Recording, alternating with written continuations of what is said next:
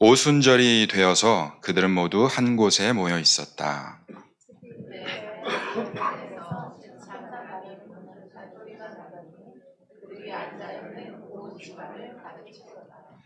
그리고 불길이 솟아오를 때 혓바닥처럼 갈라지는 것 같은 혀들이 그들에게 나타나더니 각 사람 위에 내려앉았다. 그들은 모두 성령으로 충만하게 되어서 성령이 시키신 대로 각각 방언으로 말하기 시작하였다. 베드로가 11 사도와 함께 일어나서 목소리를 높여서 그들에게 엄숙하게 말하였다. 유대 사람들과 모든 예루살렘 주민 여러분, 이것을 아시기 바랍니다. 내 말에 귀를 기울이십시오. 지금은 아침 9시입니다. 그러니 이 사람들은 여러분 생각하듯이 술에 취한 것이 아닙니다. 이 일은 하나님께서 예언자 요엘을 시켜서 말씀하신 대로 된 것입니다. 하나님께서 말씀하셨다. 마지막 날에 나는 내 영을 모든 사람에게 부어주겠다. 너희의 아들들과 너희의 딸들은 예언을 하고 너희의 젊은이들은 환상을 보고 너희의 늙은이들은 꿈을 꿀 것이다. 그날에 나는 내 영을 내 남종들과 내 여종들에게도 부어주겠으니 그들도 예언을 할 것이다. 또 나는 위로 하늘의 놀라운 일을 나타내고 아래로 땅의 징조를 나타낼 것이니 곧 피와 불과 자욱한 기운이다. 주님의 크고 영화로운 날이 오기 전에 해는 변해서 어두움이 되고 달은 변해서 피가 될 것이다. 그러나 주님의 이름을 부르는 사람은 구원을 얻을 것이다. 아멘. 오늘이 무슨 날입니까? 네, 성령 강림절입니다. 예수님의 승천 후에 오순절 날에 50일이 지난 6월절 다음에 50일이 지난 오순절에 마가의 다락방에 신자들이 120명이 모였는데 그곳에 성령의 임재가 일어난 사건을 기념하는 주일입니다. 초기 기독교인들이 체험한 이 성령의 임재를 우리도 함께 체험하실 수 있는 저와 여러분들이 되시기를 바랍니다. 자, 여러분들 성령 받았다 얘기 많이 듣잖아요. 성령 받았다 하면 뭐가 제일 먼저 떠오르세요? 바람. 아까 영상의 영향이 좀 큽니다. 왜 저런 영상이 올라왔을까? 네, 연결이 다 되는 거죠. 바람. 네, 또. 네? 방언, 불. 네, 또 뭐가 있습니까? 변화. 예. 좋습니다. 네? 은혜 충만. 네, 은혜 충만. 네. 기쁨. 좋습니다. 한국 교회에서 성령 받았다 하면은 딱 연결되는 게 있죠. 네, 방언 맞습니다. 우리는 성령 받았다 하면 가장 먼저 떠오르는 게 사실 방언이에요. 성령이 핵심인데, 그렇죠? 성령이 핵심인데 성령에 주목하지 못하고 나타난 현상에 주목하는 경향이 있다는 거죠. 그죠? 성령 받았다의 핵심은 뭐라고요? 성령이라고요, 성령. 바람, 불, 방언 이런 게 아니라 성령이 핵심이에요, 성령이. 자, 지금 밖에 바람이 분다고 하면 안 된다. 나뭇가지가 흔들려요. 그러면 우리는 뭐라고 얘기를 하냐면, 나뭇가지가 흔들리네? 이렇게 얘기를 안 하고, 바람이 부는구나 얘기를 하잖아요. 그렇죠? 뭐가 중심이라고요? 뭐가 핵심이라고요? 근원이 핵심이에요, 근원이. 현상이 핵심이 아니라. 성령은 뭡니까? 성령은 거룩한 영입니다. 거룩한 영은 곧 하나님의 영이죠. 그래서 이날 처음으로, 이 오순절날 처음으로 사람들이 성령을 체험한 것이 아니라 하나님의 영은 태초부터 하나님과 함께 계셨어요. 그런데 왜 이날이 특별하냐? 하나님을 만나는 방식이 완전히 바뀌게 되었습니다. 어떻게 바뀌었지는 제가 설교를 통해 말씀을 드리겠습니다. 자, 이날이 언제라고요? 오순절이에요, 오순절. 오순절은 6월절에서 50일 후를 말하는 건데 그 근원이 어디냐면 출애굽 당시의 사건 때문에 그렇습니다. 자, 이스라엘 백성들이 애굽에서 종살이를 할 때 문설주에 양의 피를 바른 이스라엘 가정만 패스오버 해가지고 살아남게 되죠. 구원을 받은 거예요. 그래서 그날 애굽을 탈출하게 됩니다. 자, 애굽을 탈출해서 광야를 막 걸어가면서 50일이 지났을 때 어디에 다 다르냐면 시내산에 다 달아요. 시내산에서 무슨 일이 있었습니까? 하나님이 모세와 만나 주셨고 이스라엘 백성들과 언약을 맺어 주시죠. 뭘로? 십계명으로. 율법으로. 십계명을 잘 지키면, 율법을 잘 지키면 너희들은 하나님의 백성이 될 수 있다라고 언약을 맺어 주신 거예요. 자, 예수님 당시로 돌아와서 6월절에 무슨 일이 일어났습니까?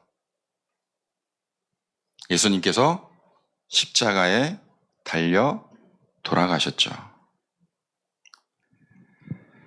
양의 피가, 문설주에 양의 피를 발랐잖아요. 양의 피가 예수님의 보혈로 대치가 된 거예요. 그리고 50일 후 오순절에 무슨 일이 일어납니까? 성령을 체험하게 되죠. 이제는 십계명 율법이 아니라 성령으로 하나님의 백성이 될 수 있다는 겁니다. 6월절 문설주에 바른 양의 피가 구원의 길을 열어주었는데 이제는 예수 그리스도의 십자가 보혈로 구원의 길이 열리게 된 겁니다. 오순절 십계명을 지킴으로 하나님의 자녀가 될 수 있는 길이 열렸는데 이제는 십계명이 아니라 성령의 체험을 통해 하나님이 직접 만나 주심으로 구원의 길이 열렸다는 거예요. 자, 성령이 임한 그날을 누가는 사도행전도 누가복음과 연결이 되는 저자가 누가잖아요. 누가는 이렇게 기록하고 있습니다. 2절입니다. 2절. 우리 다시 한번 보겠습니다. 함께 읽겠습니다.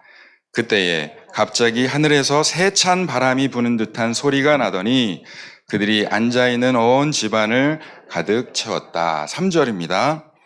그리고 불길이 솟아오를 때 혓바닥처럼 갈라지는 것 같은 혀들이 그들에게 나타나더니 각 사람 위에 내려 앉았다. 성령이 바람 같기도 하고 불 같기도 하다는 거예요. 최대한 비슷하게 묘사는 하고 싶은데 정확히 어떤 것인지, 무슨 일이 일어났는지 정확하게 묘사하기가 힘들다는 겁니다. 그래서 바람이 아니라 사실은 바람 같은 소리, 혓바닥처럼 갈라지는 것 같은 이런 뭐뭐 듯한 이런 내용으로 지금 성령을 묘사하고 있는 거예요. 무언가 들었는데 뭔지는 확실히 알 수가 없고 무언가 보았는데 그게 뭔지 확실히 잡을 수 없다는 것이죠. 다시 말해서 상식적으로 이해할 수 없고 말로는 설명할 수 없는 일을 겪은 사건이 바로 이 오순절의 성령 체험 사건입니다. 신비한 일이 일어난 거예요. 신비한 일이. 신비 하면 어떤 생각이 떠오르십니까? 신비는 하나님의 영역이에요. 하나님의 역사입니다. 그런데 자꾸 사람이 역사하려고 하니까 사람들이 신비주의에 빠지게 되는 거예요. 신비와 신비주의는 확연히 다릅니다. 신비는 하나님의 영역이고 신비주의는 사람이 그 하나님의 역사를 사람의 역사로 일부러 만들려고 하는 거예요. 현상에 자꾸 주목하다 보니까 근원을 잃게 되는 것이죠. 신비한 일이 일어났지만 이 사건의 핵심은 사람들 모두가 성령으로 충만하게 되었다는 겁니다. 성령의 세례를 받은 거예요. 자, 너무도 신기해서 입을 열어 말을 하려는데, 기도를 하려는데 입과 혀가 풀려서 제대로 말이 나오지 않습니다. 그래서 이 힘을 주지 않고 놔줬더니 입에서 이상한 말이 터져 나오게 된 것이죠. 이게 방언입니다. 방언.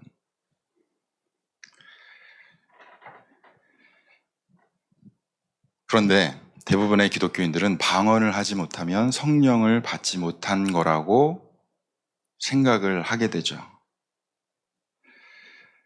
그래서 신비주의식으로 하나님의 역사를 사람의 역사로 만들고자 합니다. 아마 이런 경험 있으셨을 거예요. 방언을 훈련시키죠. 어떻게 훈련시켜요? 랄랄랄랄랄랄랄랄라. 이런 훈련 안 받아보셨어요? 부흥회 같은 데 가면 많이 하잖아요. 여러분들 저를 따라 해보시기 바랍니다. 자, 랄랄랄랄랄랄랄라. 빨리빨리. 그러면 혀가 꼬여서 이상한 말이 터져 나옵니다. 하나님의 신비를 자꾸 신비주의로 빠지게 만드는 거예요. 제가 신학교 다닐 때 기숙사에 살았는데 선배들이 전해주는 그 노하우들, 목회의 노하우들이 몇 가지가 많은데 그 중에 하나가 이런 게 있었습니다. 좀 기대가 되시죠? 한국 교회에서는 무슨 기도를 많이 해요? 지난주에 말씀드렸죠. 통성 기도를 많이 하잖아요. 통성 기도는 뭐부터 연결이 됩니까? 찬양부터 연결이 되잖아요. 그래서 찬양으로 막 끌어올려가지고 그 다음에 주여 삼창을 외친 다음에 통성으로 기도를 하잖아요. 그래서 찬양 인도는 누가 많이 해요? 찬양 전도사들이 많이 하잖아요. 그래서 이 전도사들이 어떻게 하면 성령 충만하게 보일 수 있는지 성령 충만하게 보이는 법이라는 노하우를 전수를 받습니다. 말씀드렸다시피 성령을 체험을 했어도 그 현상인 방언을 못하는 사람들이 많잖아요. 신학생들도 굉장히 많았어요. 그러다 보니까 성령 충만하게 보이는 법이 뭐냐면 외우는 거예요. 뭘 외울까요? 일반 사람들이 모르는 언어. 히브리어와 헬라어를 외우는 거예요. 성경 구절을 뭐 한 몇 구절 이렇게 딱 해가지고 히브리어로 외우는 거죠. 헬라어로 외우는 거예요. 또박또박 읽으면 너무 티나니까 자연스러워질 때까지 굴리면서 외우는 거예요.